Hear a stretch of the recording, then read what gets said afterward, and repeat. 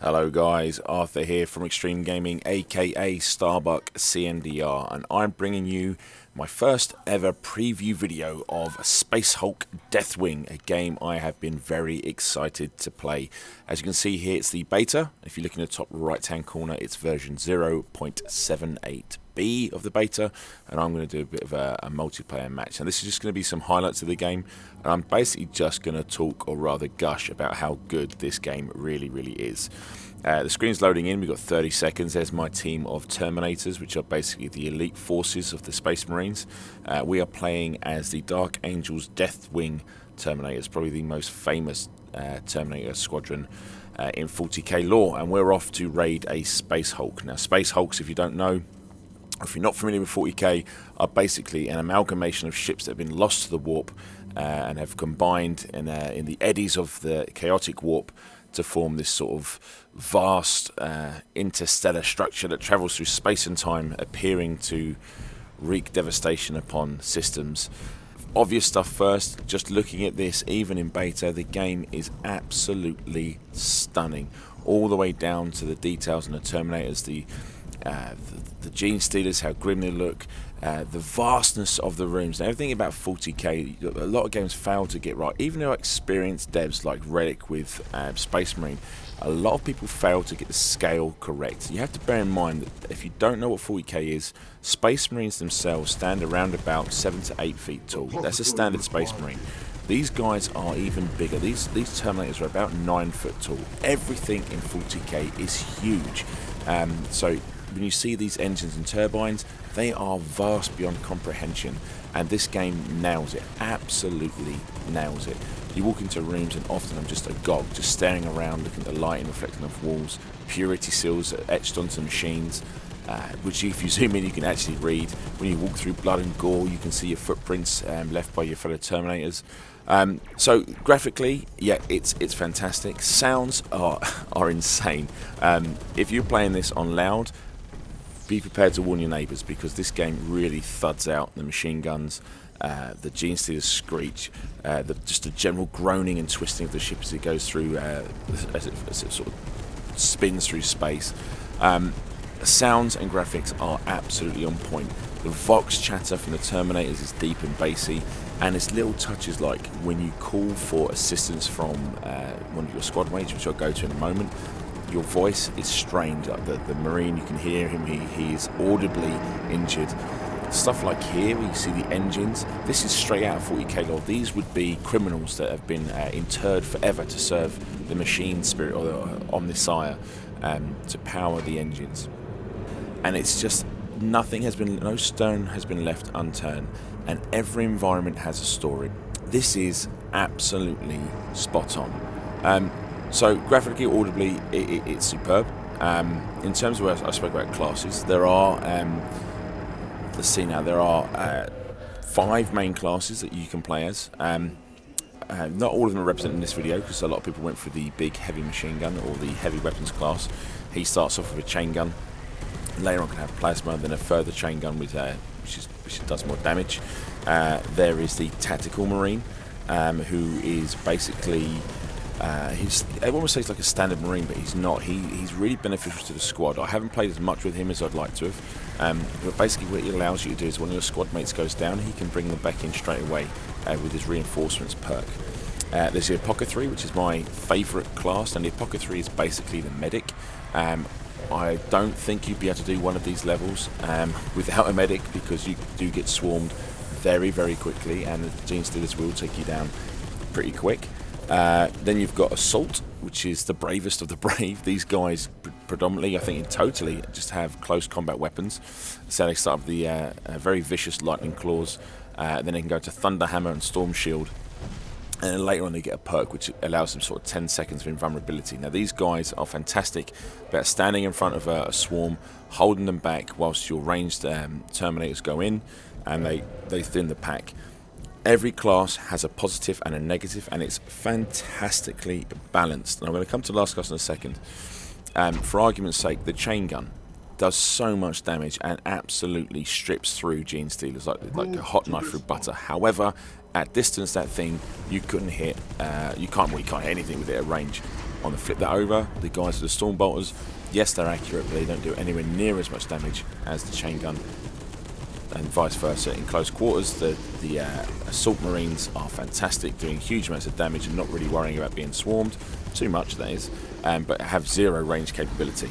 Now, the last class is the librarian. Now, if you know 40k, librarians are super powerful. Now, this guy's armed with a storm bolter and a power sword to start with, which will later be turned into a power or force axe, which is formidable as it is. However, that's not where the librarian ends. He has psychic attacks which are vital. He starts off with like a push ability to force opponents back and blast them off their feet, giving people time to reload or just to basically lay more damage into them. Then he follows up with some chain lightning, which is a super powerful attack, which obviously, as it says, streaks through the enemies, pretty much like the Emperor.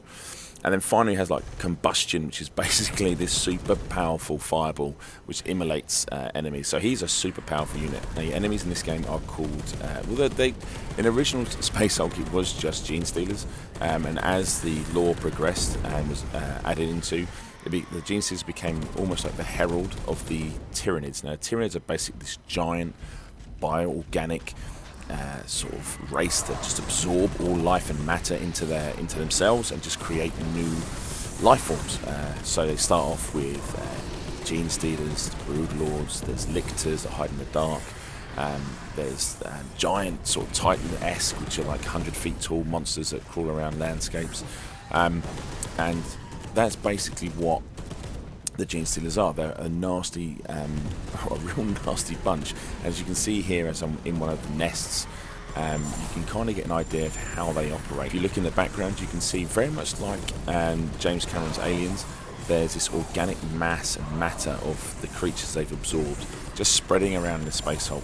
And as you're seeing here, this is me being swarmed as a medic, and I'm jumped, I'm in, and I am dead. And that's how quick. And bear in mind, this is on easy at the moment. So that's how easy it is to die in Space Hulk if you're not careful, if you're not playing as a team. Now, I'm playing with John. You may know John from Twitter at itbejohnb, and two randoms. And unfortunately, the two randoms were far more interested in running off and getting kills and leaving me and John behind. And me, the medic, who is quite vital. So we do take quite a few casualties in this game.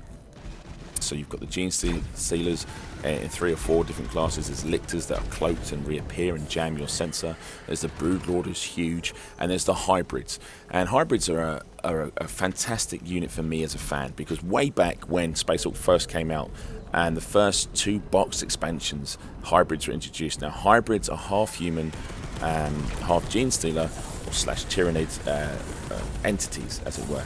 And as the lore goes, a Gene Stealer would land on a planet and gives a human being what was called the Gene Stealer kiss, where they would infect them with the seed of the Tyranids, and their firstborn child would be a hybrid version of human and Tyranids. And that is what you see here, these sort of cloaked, deformed figures running with 3 or 4 hands. Now, they are very weak, can be taken down very quickly, but some of them will come around the corner with rocket launchers, which are a pain in the rear end and can quickly strip you of your armor, especially if you're busy fighting hordes and hordes of Gene Stealers themselves. You can easily find yourself trapped and dead.